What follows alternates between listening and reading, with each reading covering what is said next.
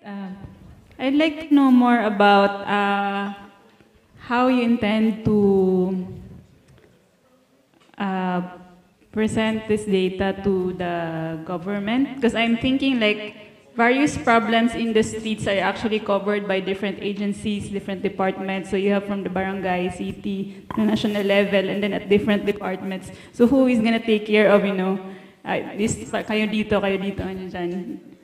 So, I'm just thinking of paano yung logistics nun.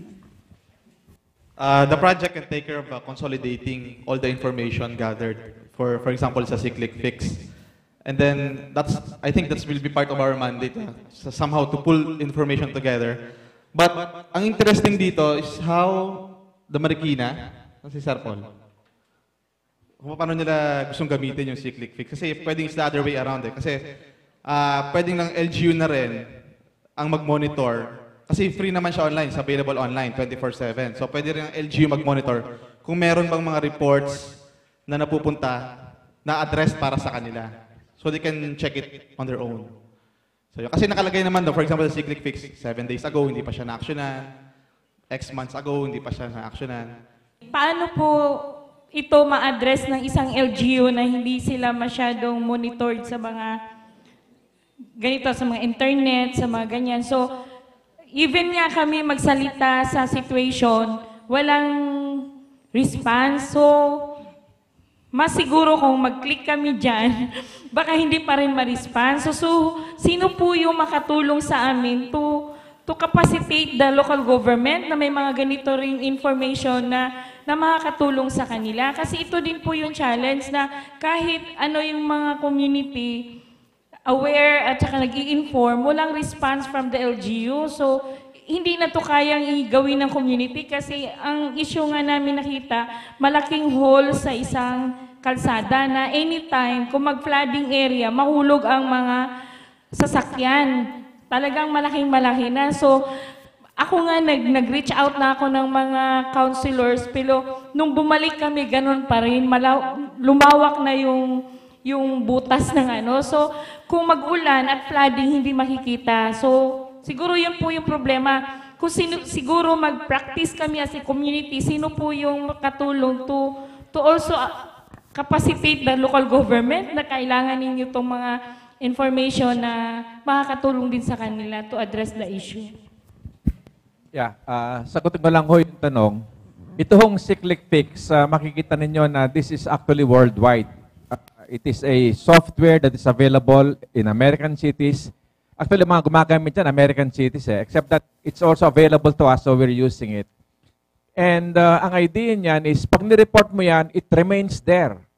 Kahit na 20 taon nandyan yan, dahil hindi pa nare-respondihan. Ngayon, imaginein mo, Marikina, meron kang 1,000 complaints na hindi nasasagot dyan. Ang kailangan lang ng isang NGO is to do an analysis kung ano yung mga yon, and then ilagay sa media, ito ang hindi sinasagot ng Marikina. Di ba? Pag napahiya sila na ganun, bigla nilang aasikasuhin yan. So ito, hindi nila pwedeng hindi asikasuhin dahil it's online. Hindi lang sa Pilipinas yan. Actually, kung nasa Saudi Arabia ka, makikita mo din yan. So this is better than just verbal. Yung verbal kasi, pag nagsalita ka na, wala na. Pero ito, it's there. It's going to nag them.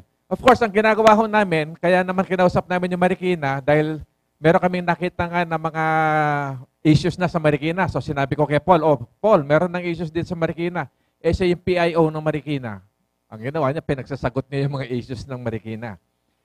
But the better thing to do is, if you are, let's say, sa PWD, disabled, inyong advocacy, kausapin ninyo yung mga LGUs, mag-memo of agreement kayo na ito ang inyong transaction mode. Magre-report to kami, we will report all of our issues here, and then bibigyan namin kayo ng statistics para matugunan ninyo. Kasi, once natugunan nila, mako-close yung issue. And therefore, magkakaroon sila ng score, how many issues do you have open versus how many that are closed. In fact, pati nga yung electability of mayors will be tied to this eventually. Di ba? Sina Jesse Robredo, ginawa nila yan, yung sa kanilang citizens charter, meron lang silang statistics. Pag meron kang statistics na ganyan, papakita mong 100% response rate ako doon sa cyclic fix issues ko. But then it is also for you to have an agreement with your LGUs na pag-usapan natin ito ang ating accounting device. Ganun lang ho.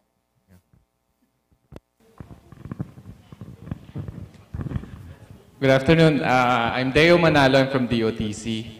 I'd like to make a comment lang sa presentation made by Mr. Cordova and Mr. Quintos. No?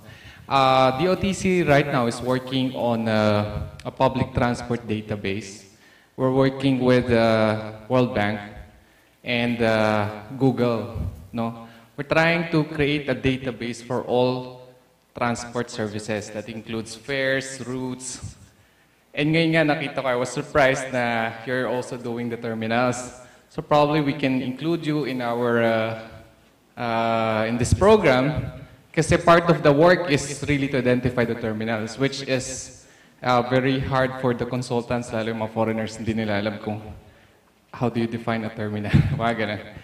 And also about mapping, together with NAMRIA and all of national agencies, we're creating this One Map, One Nation. Nandito na kami sa stage na we already made the base map, we have all the roads, lahat ng hazard maps, the Ondoy maps. All of these maps are combined into one portal. Ngayon, probably soon, you can view it. Right now, available lang siya dun sa mga ang tawag dito, administrators. But I can show it to you if you want. So yun lang po. Thank you and good afternoon.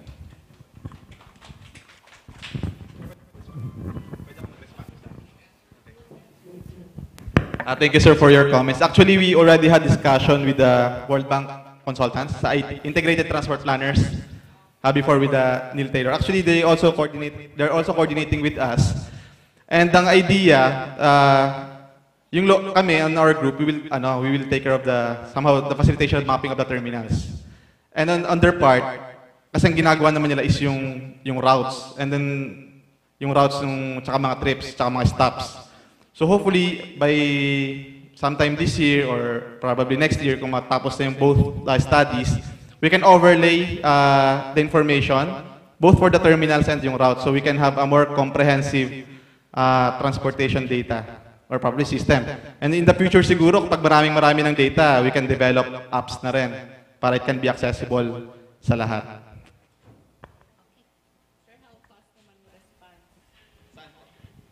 Actually po, yun, right question po. Ang general term po na ginagawa natin, even yung cyclic fix, yung sa terminal is crowdsourcing.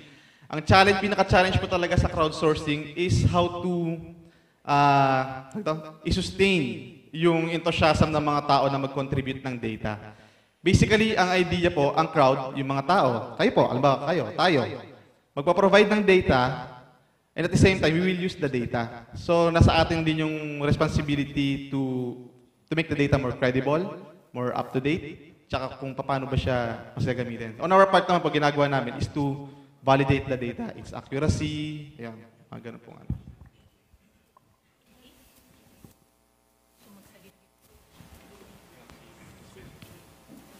Oh.